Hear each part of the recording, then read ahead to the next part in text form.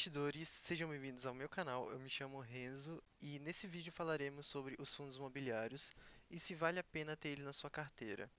Vamos lá. Primeiramente, eu vou falar sobre as vantagens de investir em fundos imobiliários, sendo ela uma das primeiras, é claro, o dividendo.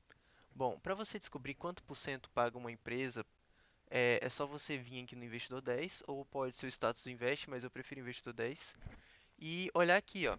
O MXRF11, ele pagou 12,99 nos últimos 12 meses, ó, tá vendo aqui?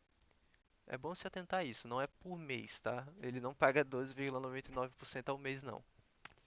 E você pode vir aqui embaixo também, ó, para saber a porcentagem, né? Como anda o, o histórico de pagamento do MXRF11. Aqui você pode olhar, ó, o pagamento certinho do MXRF11, o valor, né, no caso. Tá vendo aqui, ó, 0,11 centavos por mês, ó. Falo o valor e o mês. A segunda vantagem dos fundos imobiliários é que eles se valorizam com o tempo, diferente de uma renda fixa, né, que não tem valorização. Bom, eu vou usar como exemplo o VISC 11, porque ele andou se valorizando muito nos últimos tempos. Ó, tá vendo aqui nos últimos 6 meses, se você tivesse colocado R$ 1.000, você teria 1.051. Agora, nos últimos um ano, se você tivesse colocado 1.000, você teria 1.274. Nos últimos 5 anos, você teria 1.500, tá vendo como tem uma valorização? Ou seja, além de você receber dividendos, você ainda tem uma valorização do seu ativo. Isso é perfeito para quem está pensando em montar uma carteira previdenciária. Não resgatar nunca. Vai estar sempre gerando, vai estar sempre se valorizando o seu valor e gerando dividendos a cada mês. A terceira vantagem é que eles não têm que pagar imposto de renda, ou seja, esses 12,99% ao ano, você não tem que pagar imposto de renda nenhum sobre eles. Você só tem que declarar que você tem essa ação na sua carteira. A terceira vantagem é que você não tem que pagar imposto de renda sobre os dividendos que você recebe. Tá vendo aqui, ó? Esse 12,99% você não vai ter que pagar R$ 1 de imposto de renda. Só vai ter que declarar que você tem esse ativo, né, para o governo. Outra vantagem de se ter fundos imobiliários na sua carteira é que você recebe dividendos mensalmente, como eu tinha mostrado antes, né? Diferente de ações, você recebe mensalmente. Às vezes ações ela pagam só uma vez no ano, duas vezes, três vezes. Dividendos não. Todo mês eles vão estar pagando, a não ser que aconteça algo, né? A não ser que eles não tenham lucro. Mas, ó, no caso do MXRF11, ó, todo mês ele está aqui pagando seu dividendo, ó. Vou colocar no ano atrás, né? Ó, mês 1, mês 12 de 2023, 11, 10, 9. Todo mês ele está pagando. Isso é uma grande vantagem de você ter fundo imobiliário. Você vai sempre estar recebendo uma rendinha no mês, entende? É muito bom, mas claro, né, você tem que investir com segurança, olhar bons ativos, né? E ter certeza de onde você está investindo, senão você vai acabar perdendo dinheiro, já que isso aqui é uma renda variável. Ao mesmo, é, do mesmo jeito que ela pode estar subindo, ela pode estar descendo, ó, como aqui. Aqui ela desceu bastante. Essa cota de MXRF11, ela estava custando 9 e depois de um tempo caiu para 5,93, tá vendo? Então tome cuidado, renda variável é muito perigoso e você tem que aprender o máximo possível para não se dar mal com isso. Última vantagem de se investir em fundos imobiliários é que, caso você tenha fundo de tijolo na sua carteira, eles tendem a se valorizar um pouquinho mais que o normal, que o uso de papel, porque eles possuem imóveis na sua carteira, entende? Eles são proprietários de imóveis.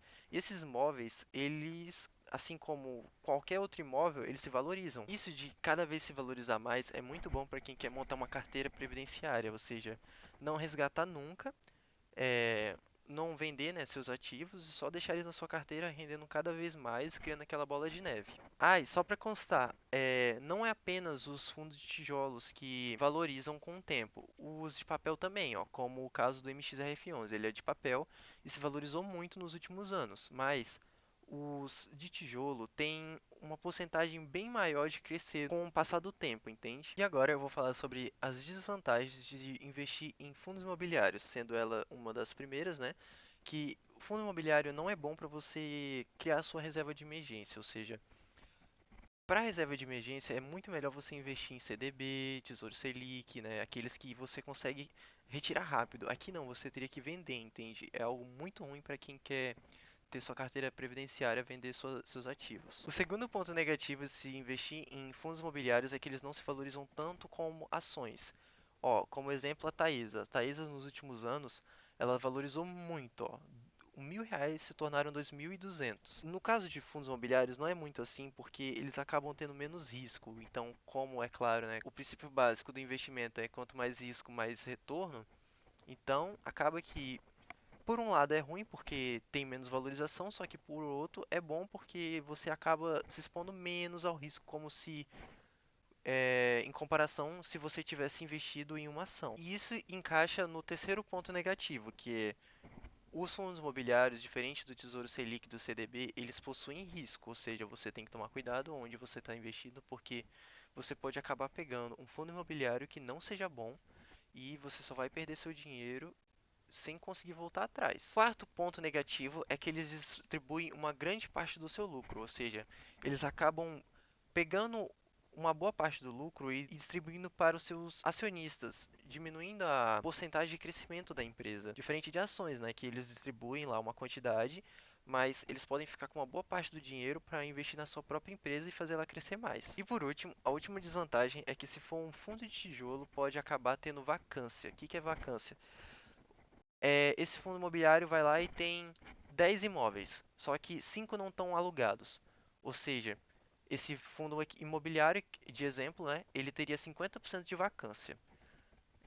Então, 50% dele não estaria sendo alugado, ele estaria perdendo 50% de ganho, entende?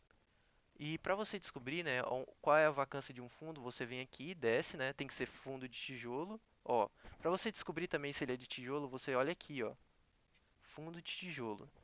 E a vacância, olha, a vacância dele é 6,70 desse fundo aqui que eu estou mostrando.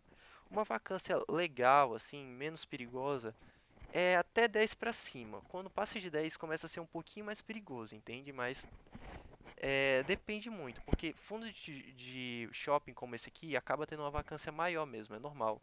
Só que tem outros que tem vacância de 3, tem uns que nem tem vacância. Então, depende muito do segmento que você está escolhendo. Mais pra frente eu pretendo fazer um vídeo sobre isso também. E agora vem uma pergunta muito importante que muita gente se pergunta, e eu também tinha essa dúvida lá no início.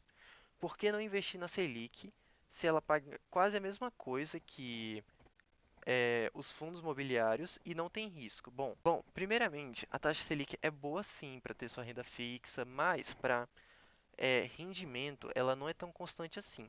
No momento ela está pagando muito bem mesmo, só que, como você olha aqui, ó, cada hora ela está caindo mais. A cada 40 dias o cupom se reúne para decidir qual é a próxima taxa Selic.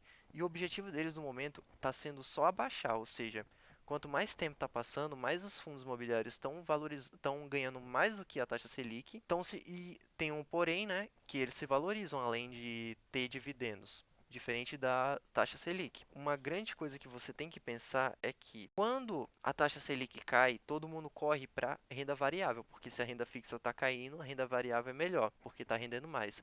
Só que quando você faz isso, você acaba perdendo muito dinheiro. Por quê? Porque se você compra ativos de renda variável, quando ela ainda está barato, você vai estar pagando menos para mais na frente estar recebendo mais.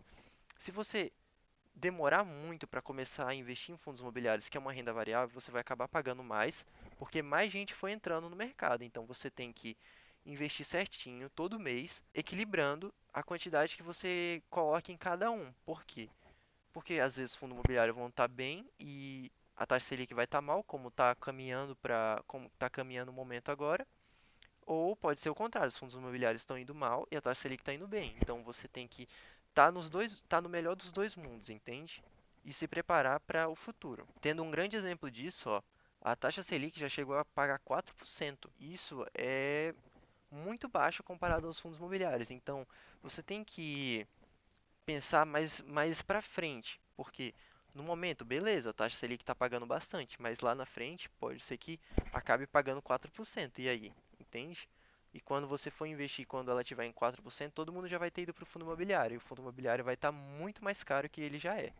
Então pense bastante nisso e tente diversificar bastante a sua carteira. E por último, os fundos imobiliários valem a pena? Então, na minha percepção, eles valem sim a pena porque eles têm uma boa rentabilidade Eles crescem bastante com o tempo, né? Para mim, eles crescem bastante e são seguros se você investir em fundos imobiliários bons que te passam uma segurança de que vão te pagar dividendos todo mês. Mas isso não quer dizer que você não deve investir em CDB também. Por quê?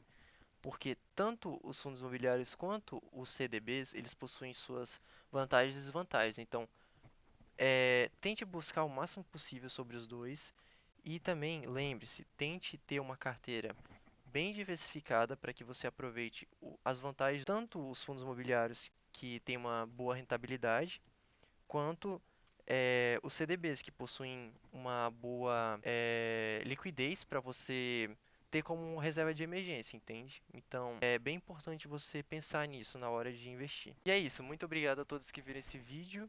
Peço que, por favor, se inscrevam no meu canal e deixem um like. Qualquer coisa vocês podem comentar na aba de comentários, sugestões de vídeo, né, que eu possa fazer aqui para estar ajudando mais vocês. É isso, muito obrigado.